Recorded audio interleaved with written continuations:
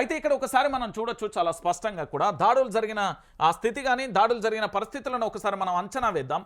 ఎందుకంటే దాడులు అర్ధరాత్రి వేళ పూర్తి స్థాయిలో కూడా ఈ ఆపరేషన్ సింధూర్ పేరుతో జరిగిన దాడిని ఒకసారి చూద్దాం. పాకిస్తాన్పై ఇండియా దాడులు ప్రారంభించింది. ఆపరేషన్ సింధూర్ పేరుతో టెర్రరిస్టుల స్థావరాలపై భారత సైన్యం మెరుపు దాడులు చేసింది. మంగళవారం అర్ధరాత్రి తర్వాత పీఓకతో పాటు పాక్లోని 9 టెర్రరిస్టు స్థావరాలపై ఇండియన్ ఎయిర్ ఫోర్స్ మిసైళ్లతో అటాక్ చేసింది. టెర్రరిస్టుల మౌలిక సదుపాయాలను ధ్వంసం చేసింది. భారత్పై కుట్ర పన్నినట్లుగా భావిస్తున్న మొత్తం 9 టెర్రరిస్ట్ బేస్లను నేలమట్టం చేస్తుంది. పూర్తి ఖచ్చితత్వంతో ఉగ్రవాద స్థావరాలను మాత్రమే టార్గెట్ చేస్తున్నట్లుగా కేంద్ర ప్రభుత్వం ప్రకటించింది. పాకిస్తాన్ ఆర్మీకి చెందిన ఎలాంటి సదుపాయాలు బేస్లపై దాడులు చేయలేదని చాలా స్పష్టంగా చెప్పింది. పహల్గామ్పై టెర్రరిస్టుల దాడికి ప్రతీకారంగానే ఈ దాడులు జరిగినట్టుగా ఇండియన్ ఆర్మీ పేర్కొంది. ఆపరేషన్ సింధూర్ పేరుతో జస్టిస్ ఈజ్ స్వర్ అని ట్వీట్ చేసింది. దాడులకు సంబంధించిన పూర్తి వివరాలను త్వరలోనే కూడా వెల్లడిస్తామంటూ కూడా రక్షణ శాఖ తెలిపింది. రక్షణ శాఖకు సంబంధించి కూడా చెప్పింది. దాదాపుగా 300 మంది పౌరులను పూర్తి స్థాయిలో ఎంతమంది కోల్పోయినామంటూ కూడా చెప్పింది. 350 మంది పౌరులతో పాటు 600 మంది ఇక్కడ 350 మంది భారత పౌరులతో పాటు 600 మంది సైనికులను కోల్పోయాయంటూ భారత ఆర్మీ కూడా చెప్పింది. ఈ దాడులు ఎలా జరిపింది? ఆపరేషన్ సింధూర్ పేరుతో ఇండియన్ ఎయిర్ ఫోర్స్ ప్రత్యేక ఆకర్షణ చేపట్టింది. మంగళవారం అర్ధరాత్రి దాటిన తర్వాత IAF యుద్ధ విమానాలు గాల్లోకి లేచాయి. ముందుగా సేకరించిన సమాచారంతో పీఓకలోని పాకిస్తాన్లోని 9 టెర్రర్ క్యాంపుల వైపు దూసుకెళ్లాయి. పక్కా ప్లానింగ్తోనే టెర్రర్ క్యాంపులపై బాంబులు జారవిడిచింది, వెనుదిరిగాయి. ఇదంతా మెరుపు వేగంతో జరిగిపోయింది. పాక్ సైన్యం గుర్తించి ప్రతిస్పందించే లోపే IAF ఫైటర్ జెట్లు తిరిగి వచ్చేస్తాయి. అత్యాధునికమైన సాంకేతిక సాయంతో గురి చూసి వదిలిన మిసైళ్లు టెర్రర్ క్యాంపులను పేల్చేశాయి. ఇండియన్ ఆర్మీ దాడులు చేసిన కాసేపటికి సోషల్ మీడియాలో వీడియోలు అన్నీ కూడా ప్రత్యక్షమయ్యాయి.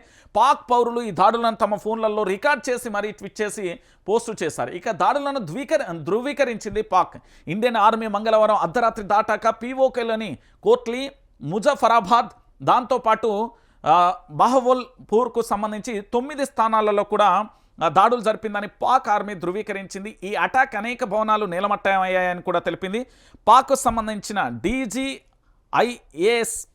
సంబంధించిన లెఫ్టినెంట్ జనరల్ అహ్మద్ షరీఫ్ చౌదరి స్పందిస్తూ పాక్లోని కొట్లీ, దాంతోపాటు 9 స్థావరాలపై పూర్తి స్థాయిలో దాడులు జరిగాయని తెలిపారు. ఈ దాడులలో అనేక మంది గాయపడ్డారని చెప్పారు.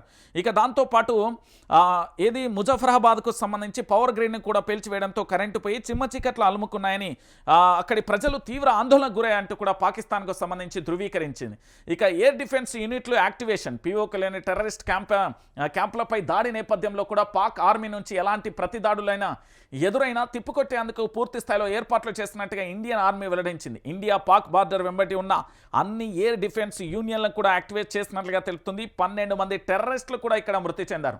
రక్షణ శాఖ మంత్రి చాలా క్లారిటీగా కూడా చెప్పారు. ఎంతమంది 12 మంది టెర్రరిస్టులను కూడా హతం చేసినట్లుగా తెలుస్తుంది. ఆపరేషన్ సింధూర్ ఖచ్చితత్వమైన లక్ష్యంతో కూడిందని భారత రక్షణ మంత్రిత్వ శాఖ స్పష్టం చేసింది. పాకిస్తాన్లోని ఏ సైనిక స్థావరం పైన కూడా దాడి జరగలేదని పేర్కొంది. టెర్రరిస్ట్ బేసిన్లను గుర్తించి దాడి చేశామని చెప్పింది. ఈ విషయంలో భారత్ అత్యంత సమన్వయంతో వ్యవహరించిందని తెలిపారు. పీఓకేలోని ఉగ్ర స్థావరాలపై జరిపిన దాడులలో 12 మంది టెర్రరిస్టులు మృతి చెందారని తెలిపింది. ఇక 55 మంది గాయపడ్డారని భారత ప్రభుత్వం ప్రకటించింది. అమెరికా విదేశాంగ మంత్రికి దోవెల్ ఫోన్ చేసిండు. అసలు విషయం ఏంటి అంటే ఇక్కడ అసలు సినిమా మొదలైంది. మనం ఏం చేసినాం? భారతదేశానికి సంబంధించి 600 మంది సైనికులను కోల్పోయాం, 350 మంది భారత పౌరులను కోల్పోయాం. మనం చేసింది ఏంటి? పాకిస్తాన్ ఏదైతే ఉగ్రవాదాన్ని పెంచి పోషిస్తున్నదో ఆ ఉగ్రవాద స్థావరాల మీద పూర్తి స్థాయిలో మట్టుబెట్టే ప్రయత్నం చేసింది భారతదేశానికి సంబంధించిన ఆర్మీ. 9 చోట్ల ఏకకాలంలో పూర్తి స్థాయిలో కూడా బాంబులను విడిచిచారింది. అక్కడి పౌరులకు కానీ ఇతరత్ర అక్కడ ఆర్మీకి సంబంధించిన వాళ్ళ యొక్క స్థావరాలకు కానీ ఎలాంటి హాని చేయలేదు. కేవలం ఉగ్రవాద స్థావరాల మీద మాత్రమే దాడి చేసింది భారత ఆర్మీ. అయితే భారత్ పాక్కి సంబంధించి యుద్ధం మొదలవుతుంది అంటూ కూడా చాలా వరకు చెప్పారు. మొదలు పెట్టారు, ఇది ట్రైలర్ మాత్రమే అంటూ భారతదేశానికి సంబంధించి సోషల్ మీడియాలో చాలా క్లారిటీగా కూడా వైరల్ అవుతుంది. అయితే ఇక్కడ అమెరికా విదేశాంగ మంత్రికి దోవల్ ఫోన్ చేశాడు. పాక్ టెర్రరిస్ట్ క్యాంపులపైన దాడులు ప్రారంభించిన తర్వాత అమెరికా విదేశాంగ మంత్రి మార్కో రుబేయాతో భారత జాతీయ భద్రతా సలహాదారు ఎన్ఎస్ఏ అజిత్ దోవల్ ఫోన్లో మాట్లాడారు. టెర్రర్ క్యాంపులపై చేపట్టిన దాడుల గురించి ఆయనకు వివరించానని వాషింగ్టన్లోని ఇండియన్ ఎంబసీ కూడా వెల్లడించిన పరిస్థితి కనబడుతుంది. ఇక్కడ భారతదేశానికి సంబంధించి పూర్తి స్థాయిలో పాకిస్తాన్కు సంబంధించిన టెర్రరిస్టుల మీద మాత్రమే మనం దాడి చేశాం తప్ప మనం పూర్తి స్థాయిలో పాక్ పౌరులకు సంబంధించి పాక్కు సంబంధించిన ఆర్మీకి ఎక్కడా కూడా మనం ఇబ్బంది పెట్టే ప్రయత్నం చేయలేదు. ఇది అందరికీ తెలిసిన విషయమే. పూర్తిగా కూడా ఇది భారతదేశానికి సంబంధించి కూడా అందరికీ తెలుసు. అయితే ఈ స్థావరాలకు సంబంధించి మెరుపు దాడులు జరిగిన తర్వాత ఇటు అమెరికా విదేశాంగ మంత్రికి సంబంధించిన వ్యక్తికి రుబేయితో భారత భద్రతా సలహాదారైన అజిత్ దోవల్కు సంబంధించి మాట్లాడే ప్రయత్నం చేసి చాలా క్లారిటీగా కూడా భారతదేశానికి సంబంధించి ఏం చేసింది, ఉగ్ర స్థావరాలకు సంబంధించి 9 స్థావరాల మీద ఏ విధంగా దాడి చేసింది, ఎందుకు దాడి చేయాల్సి వచ్చింది ఏంటి అంటూ కూడా పూర్తిగా వివరించే ప్రయత్నం చేసింది. అయితే ఇప్పుడు ఏం చేస్తున్నారంటే ప్రస్తుతానికి పాకిస్తాన్లో హై అలర్ట్ కొనసాగుతుంది. పాక్కి సంబంధించి అత్యవసర సమావేశం కూడా జరిగింది. భారత్ దాడులతో పాకిస్తాన్ పూర్తి స్థాయిలో అప్రమత్తమైంది. ఆ దేశ ప్రధానికి సంబంధించి షరీఫ్ ఆర్మీ ఉన్నతాధికారులతో అత్యవసరంగా భేటీ అయ్యారు. తదుపరి చర్యలపై చర్చిస్తున్నారు. ఇప్పటికే పాక్ రేంజర్లు ఎల్ఓసి సరిహద్దుల్లోని భారత గ్రామాలపై ఫిరంగులు కాల్పులతో రెచ్చిపోయారు. పాక్ కాల్పులలో 10 మంది భారతీయులు కూడా ప్రాణాలు కోల్పోయిన పరిస్థితి కనబడుతుంది. ఏంది అంటే మనం పాకిస్తాన్ మీద అర్ధరాత్రి వేళ బాంబుల వర్షంతో కురిపిస్తే ఇప్పుడు పూర్తి స్థాయిలో కూడా ఏం చేస్తుంది అంటే అక్కడ ఉన్న అధికారులు అంటే అక్కడ ఆ దేశ ప్రధాని షరీఫ్కు సంబంధించి ఆర్మీ ఉన్నతాధికారులతో భేటీ అయిన పరిస్థితి కనుక తదుపరి చర్యలతో చర్చిస్తున్నారు. ఇప్పటికే పాక్ ఏంది అంటే రేంజర్ ఎల్ఓసి సరిహద్దులలో భారత గ్రామాలు ఉన్నాయి కదా, భారత గ్రామాలకు సంబంధించి వాళ్ళు ఫిరంగులు కాల్పులతో రెచ్చిపోయారు. ఇప్పుడు పాక్ కాల్పులలో మన భారత పౌరులు 10 మంది కూడా కోల్పోయినట్లుగా తెలుస్తుంది. దానికి సంబంధించిన అంశాన్ని కూడా మనం చూస్తున్నాం. ఉగ్రదాడి ఎన్ని గంటలకు జరిగింది అనేది చాలా ఉత్కంఠంగా మారింది. అర్ధరాత్రి వేళ జరిగింది, కానీ ఎగ్జాక్ట్గా ఎప్పుడు జరిగింది అనేది కూడా చాలా మందికి కూడా తెలియని పరిస్థితి కనబడుతుంది. పాకిస్తాన్లోని ఉగ్రస్థావరాలే లక్ష్యంగా వాయుసేన రాత్రి 1:05 నుంచి 1:30 మధ్యలో జరిగినట్టుగా మిలిటరీ కర్నల్ సోఫియా ఖర్గేషి పూర్తి స్థాయిలో కూడా వెల్లడించారు. 30 ఏళ్లుగా ఉగ్రమూకలకు పాక్ ఆశ్రయం ఇస్తుందని మొత్తం 21 ఉగ్రస్థావరాలు ఉన్నట్టుగా గుర్తించారు. పాక్ సైనిక శిబిరాలను లక్ష్యంగా దాడులు చేయలేదని కూడా స్పష్టం చేశారు.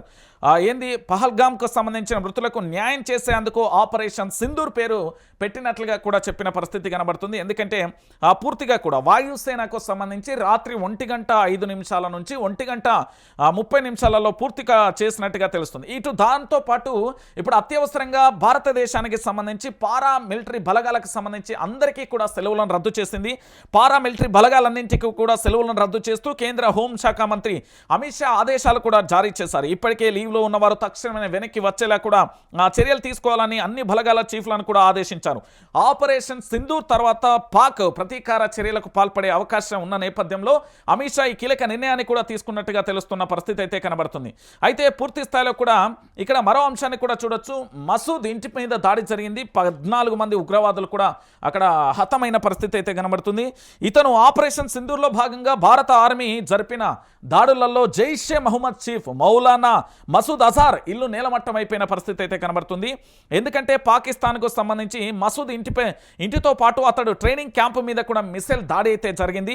ఈ ఘటనలో దాదాపుగా 14 మంది పూర్తి స్థాయిలో కూడా మృతి చెందారు. 10ల సంఖ్యలో కూడా గాయపడ్డారని పాక్ మీడియా అయితే చెప్తున్న పరిస్థితి అయితే కనబడుతుంది.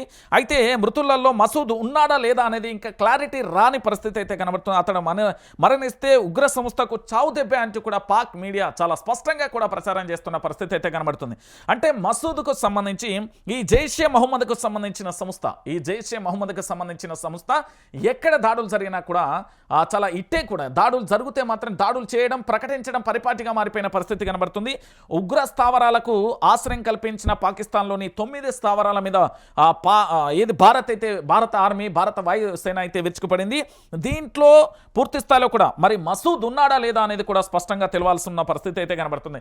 సో ఇప్పుడు భారతదేశ వ్యాప్తంగా హై అలర్ట్ అయితే ప్రకటించిన పరిస్థితి కనబడుతుంది. ప్రస్తుతానికి మోడీ నివాసంలో పూర్తి స్థాయిలో కేబినెట్ భేటీ అయితే ప్రారంభమైంది. పాకిస్తాన్ యుద్ధ వాతావరణం తర్వాత పరిస్థితులు నెలకొన్న వేళ ప్రధాని నివాసంలోని మోదీ అధ్యక్షతన కేబినెట్ భేటీ సమావేశం అయితే జరుగుతుంది. పాకిస్తాన్లోని ఉగ్ర స్థావరాలపై వాయుసేన దాడికి ప్రధాని మోదీ కేంద్ర మంత్రులు అమిత్ షా రాజ్నాథ్ సింగ్ కు కూడా వివరించిన ప్రధానికి కేంద్ర మంత్రులు అమిత్ షాతో పాటు రాజ్నాథ్ సింగ్ కూడా పూర్తి స్థాయిలో వివరించిన పరిస్థితి అయితే కనబడుతుంది. అసలు మోదీ వ్యక్తిత్వం ఏంది ఈ భేటీకి సంబంధించి మనం చూస్తున్నాం. మోడీ నివాసంలో భేటీ అవుతున్న తరుణంలో పూర్తి స్థాయిలో కూడా ఆ తుఫాను ముందు చాలా నిశ్శబ్దంగా ఉండే పరిస్థితులు అయితే మనం చూస్తాం. చాలా సందర్భాలలో కూడా తుఫాను వచ్చినప్పుడు వాతావరణం ఒక్కసారిగా నిశ్శబ్దంగా ఉండే పరిస్థితులను కూడా చాలా సందర్భాలలో కూడా మనం చూసాం. అయితే ఉగ్రవాదంపై పోరులో ప్రధాని మోదీ వ్యక్తిత్వం తుఫాను వచ్చే ముందు నిశ్శబ్దం లాంటిదని మరోసారి కూడా స్పష్టమైపోయింది. ఎందుకంటే ఆపరేషన్ సింధూర్కు కొన్ని గంటల ముందే ఆయన మీడియా ఈవెంట్లో పాల్గొన్నారు. ప్రజలను ఉద్దేశించి కూడా ప్రసంగం. మోడీ ఎంతో ప్రశాంతంగా నిశ్చలంగా కనిపించారు. బాల్కోట ఎయిర్ స్ట్రైక్కు ముందు కూడా మీడియా ఈవెంట్లో పాల్గొన్నారు. అప్పుడు మోడీ ఇంతే ప్రశాంతంగా ఉన్నారు అనేది కూడా చెప్పిన పరిస్థితి అయితే కనబడుతుంది. సో మోదీ అనుకున్న టార్గెట్ అయితే పూర్తి స్థాయిలో కంప్లీట్ చేశారు అంటూ కూడా మనం చూస్తున్న పరిస్థితి కనబడుతుంది. సో పూర్తి స్థాయిలో కూడా దాదాపుగా 600 మంది మన సైనికులతో పాటు 350 మంది భారత సంబంధించిన పౌరులను కూడా మనం కోల్పోయాం. అయితే ఇక్కడ మరొక చర్చ కొనసాగుతుంది. భారత్ పాక్ మధ్య జరిగిన ఈ పంచాయతీలో పీఓకేకు సంబంధించి భారత్ ఎందుకు స్వాధీనం చేసుకోవట్లేదు అంటూ పదే కూడా ఈ ప్రశ్న ఉత్పన్నమవుతున్న పరిస్థితి కనబడింది. అయితే పాక్ ఆక్రమిత కాశ్మీర్ ఏదైతే ఉందో భారత్ ఎందుకు స్వాధీనం చేసుకోవట్లేదని ఇది తరచూ వినిపించే ప్రశ్న. ఇది ఇందుకు పెద్ద ఎత్తున కారణం ఉంది అంటూ కూడా భారతదేశానికి సంబంధించిన చాలామంది విశ్లేషకులు కూడా వాదిస్తున్నారు. ఏంటి పీఓకేను స్వాధీనం అంటే మనం పూర్తి స్థాయిలో కూడా అణుశక్తి దేశంలోనే నేరుగా కూడా యుద్ధానికి కాలు దిగినట్టే. అంటే పీఓకేని కనుక మనం స్వాధీనం అంటే అణుశక్తి దేశంతో పూర్తి స్థాయిలో కూడా నేరుగా కూడా మనం యుద్ధానికి కాలు దువ్వినట్టు అవుతుంది. ఎందుకంటే చైనా కూడా పాక్తో చేతులు కలిపి ప్రమాదం ఉంది. ఇది భారతీయుల ప్రాణాలను అభివృద్ధి ప్రమాదంలో పెట్టే ప్రమాదం అవుతుంది. సో అయితే ఇది సరైన సమయమని పీఓకేని స్వాధీనం చేసుకోవాలని విజ్ఞప్తులు కూడా వెల్లువెత్తుతున్న పరిస్థితి అయితే కనబడుతుంది. ఒకవేళ మనం పూర్తి స్థాయిలో పీఓకేకి సంబంధించి అంటే పాక్ ఆక్రమిత కాశ్మీర్ ఏదైతే ఉందో పాక్ ఆక్రమిత కాశ్మీర్ మనం పూర్తి స్థాయిలో స్వాధీనం చేసుకోవాలంటే మనం పూర్తి స్థాయిలో అణుశక్తితోనే ఇక ఏంది అంటే పూర్తి స్థాయిలో అణుశక్తి దేశంతో నేరుగా యుద్ధానికి దిగాల్సి ఉంటుంది. ఇటు చైనాకు సంబంధించి అటు చైనా పాకిస్తాన్ రెండో ఒకటి అయితే దాని తర్వాత పూర్తి స్థాయిలో భారతదేశానికి సంబంధించి ఇక యుద్ధం మొదలవుతుంది అంటూ కూడా ప్రధానంగా కూడా కనబడే అవకాశం కూడా కనబడుతుంది. ఇక దీంతో పాటుగా ఇప్పటికీ కూడా అంటే ఇంటెలిజెన్స్ వింగ్ ఇన్పుట్స్ కానీ డ్రోన్ల ద్వారా కూడా దాడి జరిగినట్టుగా కూడా ఒక సమాచారం అయితే అందుతుంది. దీనికి సంబంధించిన వింగ్ కమాండర్ అయితే చెప్పారు. ఎందుకంటే పూర్తి స్థాయిలో కూడా పాకిస్తాన్కి సంబంధించి పీఓకేలోని 9 ఉగ్రవాద సంస్థల మీద పూర్తి స్థాయిలో కూడా వింగ్ కమాండర్కి సంబంధించి వెమికా సింగ్ వెల్లడించారు. ఉగ్రవాదుల ట్రైనింగ్ ఇస్తున్న స్థావరాలపై అటాక్ చేశామన్నారు. ఇంటెలిజెన్స్ ఇన్పుట్స్ డ్రోన్ల ద్వారా దాడి చేశామంటూ ఇది సాధారణమైన పౌరులకు ఎలాంటి నష్టం జరగలేదు అంటూ కూడా చెప్పిన పరిస్థితి అయితే కనబడుతుంది. ఇక దీంతో పాటుగా మరొక అంశాన్ని కూడా చూడొచ్చు. ఎందుకంటే ఉగ్రవాదులకు పాక్ ఆశ్రయం ఇస్తుంది అంటూ కూడా విక్రమ్ మిస్త్రీ కూడా చెప్పిన పరిస్థితి అయితే కనబడుతుంది. పహల్గామ్ దాడి తర్వాత ఉగ్రవాదంపై పాకిస్తాన్ ఎలాంటి చర్యలు చేపట్టలేదని విదేశాంగ కార్యదర్శి విక్రమ్ మిస్త్రీ తెలిపారు. ఉగ్రవాదులకు పాక్ ఆశ్రయం ఇస్తుంది. పహల్గామ్ దాడి వెనుక టీఆర్ఎఫ్ ఉంది. ఇది జైషే మొహమ్మద్ లష్కరే తోయిబార్లకు సంబంధించి మద్దతు ఇస్తుంది. ఏది జమ్మూ కాశ్మీర్ను అభివృద్ధిని అడ్డుకునే అందుకే ఈ దాడి చేశారు అంటూ కూడా పూర్తి స్థాయిలో కూడా చెప్తున్న పరిస్థితి అయితే కనబడుతుంది. ఇక దీంతో పాటుగా మరొక అంశాన్ని కూడా చూడొచ్చు. మోస్ట్ వాంటెడ్ టెర్రరిస్ట్గా భారతదేశంలోని కాదు ప్రపంచవ్యాప్తంగా హిట్ లిస్ట్లో ఉన్న మోస్ట్ వాంటెడ్ టెర్రరిస్టులందరూ కూడా హతమైనట్టుగా సమాచారం అయితే అందుతుంది. లష్కర్ తోయబా ప్రధాన కార్యాలయం మీద దాడి అయితే జరిగింది. దాంతోపాటుగా ఈ స్థావరం మీద జరిపిన మిసైల్ దాడిలో ఆ సంస్థ కమాండర్ హసీఫ్ అబ్దుల్ మాలిక్ కూడా పాటు మరో సభ్యుడు ఏంది అంటే ముదాసిర్ మట్టి కరిచినట్లుగా కూడా తెలుస్తుంది.